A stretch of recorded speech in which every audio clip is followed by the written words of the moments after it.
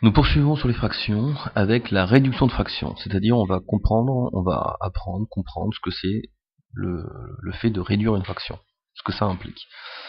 Donc réduire une fraction, c'est quoi? C'est l'écrire sous la forme la plus simple possible. La forme la plus simple possible. D'accord? Et lorsque le travail sera effectué, on pourra dire qu'on a la fraction irréductible, que c'est une fraction irréductible, donc on dit que la fraction est irréductible. Et ça, c'est important. D'accord? Je vous ai laissé la forme, juste pour que vous voyez comment on va faire. Donc on va partir d'une définition que j'ai notée en rouge. Donc, définition.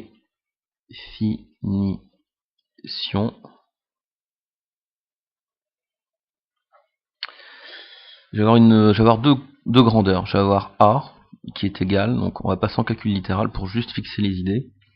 On va dire que A égale C fois D. Et j'ai un autre nombre, B, qui est égal à K fois D, par exemple. K fois D. Alors, pour certaines raisons, B est différent de 0, vous allez comprendre par la suite, sinon il y a des petits soucis, donc faire attention. Quand je fais A sur B, ces deux grandeurs-là, c'est une fraction en soi.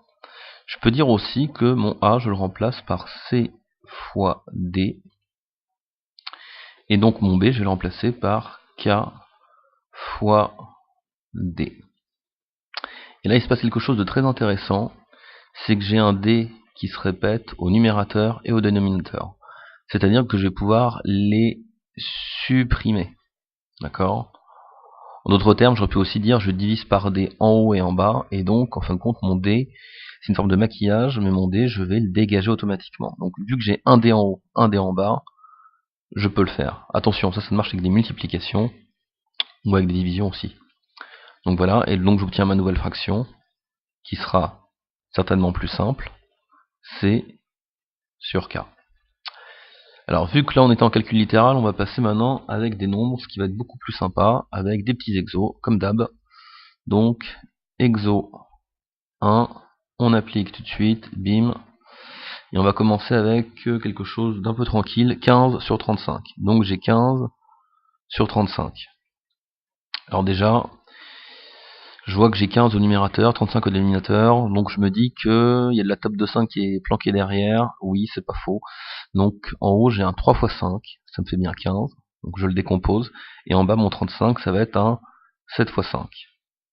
Et là vous voyez ce qui se passe, c'est que j'ai le même nombre en haut et en bas qui se répètent dans la multiplication, donc je vais pouvoir faire ce qu'on appelle une simplification, je vais pouvoir réduire. Donc je barre ce 5 là avec ce 5 là, et j'obtiens comme fraction simplifiée 3 septièmes.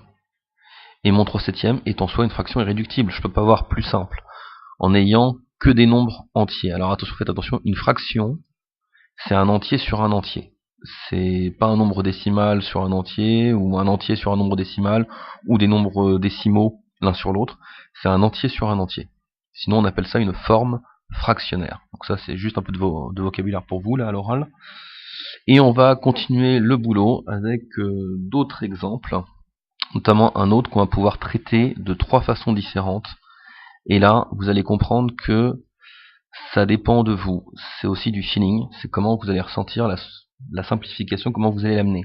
Je vais prendre une fraction qui va être 81 sur 54. Alors première chose, 81 c'est dans ma table des 9, donc ça c'est du 9 fois 9, ok. Et je vois que mon 54, bah, c'est aussi dans la table des 9, donc c'est du 9 fois 6, 54, très bien. 9 fois 6. Super. Qu'est-ce qui se passe? J'ai un 9 au numérateur, un 9 au dénominateur, donc je vais pouvoir supprimer ce 9 là, voilà, avec ce 9ci. Très bien. Donc j'obtiens une nouvelle fraction 9 sixièmes. Maintenant la question que je me pose c'est, est-ce que je peux encore continuer ma simplification? Eh bien oui, parce que 9 et 6, les deux, ce sont des multiples de 3. Donc je vais poursuivre le boulot. Je vais avoir 3 fois 3 au numérateur sur 3 fois 2, impeccable. Et je vais donc simplifier l'affaire. Oups. Ok, il y a eu un petit bug. Hop, hop, hop, hop, hop. On recale. Donc, CTRL Z, Z, Z.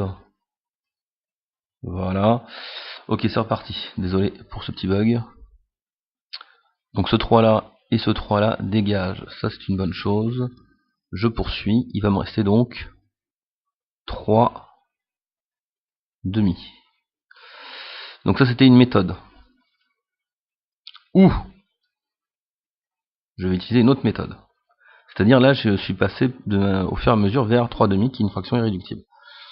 Maintenant je repars de 81 sur 54.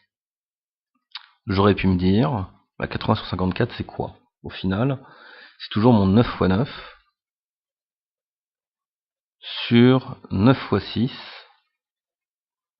Et j'aurais pu dire je vais continuer à développer, c'est-à-dire que je vais continuer à écrire. J'ai un 9 en haut, un 9 en bas, mais je vais me les garder, je vais me les cogner encore.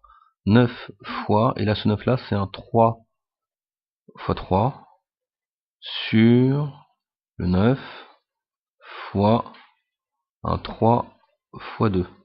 Et ça c'est beau, c'est-à-dire que là il va se passer une petite chose. Ce 9-ci, je peux l'enlever avec ce 9 là. Et je vais changer de couleur. Ce 3-ci, je peux l'enlever avec ce 3 là. Donc je peux faire des simplifications à la chaîne, au numérateur et au dénominateur, et donc j'obtiens encore 3 demi. C'est une autre façon de faire une simplification, de mener le calcul. Ou, et ça c'est un peu plus technique, faut le voir, on va avoir l'outil pour le sortir. Donc je vais avoir 80 en haut, sur 54 en bas, au dénominateur, et je commence le calcul. 81 c'est quoi? C'est 27 x 3. Donc je vais avoir 27 x 3. Et en bas je m'aperçois que c'est 27 x 2. Donc je vais changer de couleur, tiens je vais prendre celle-là. Donc ce 27 là, je peux l'enlever avec ce 27-ci. Et il me reste 3 demi. Voilà. Donc là en fin de compte, le premier exo c'était juste pour fixer les idées. Le deuxième, vraiment l'objectif c'est que vous voyez différentes façons, différentes approches. Là je fais une simplification dans la première partie ici. Ce que j'ai fait c'est que d'abord j'ai fait une simplification, j'ai réduit, j'enchaîne une autre simplification et je réduis jusqu'à obtenir ma fraction irréductible. La deuxième méthode que j'ai faite, c'est de décomposer. Là je vois 9 x 9, 9 x 6, ok, je vais décomposer en gardant, tiens, le 9, le second 9 c'est un 3 x 3, en bas c'est un 3 x 2, et je fais une simplification en bloc, c'est-à-dire j'attends d'avoir quelque chose de vraiment, où là je peux des simplifications dans tous les sens pour pouvoir barrer ce qui se compense, un 9 en haut, un 9 en bas, un 3 en haut, un 3 en bas, pour me garder le 3,5.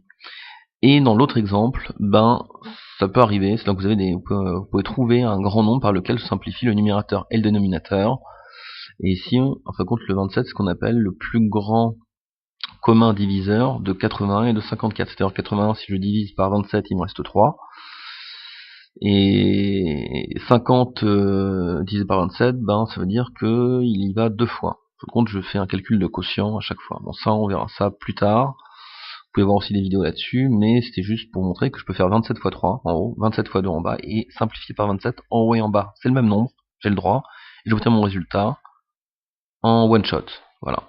Merci d'avoir suivi cette petite vidéo sur la réduction de fractions.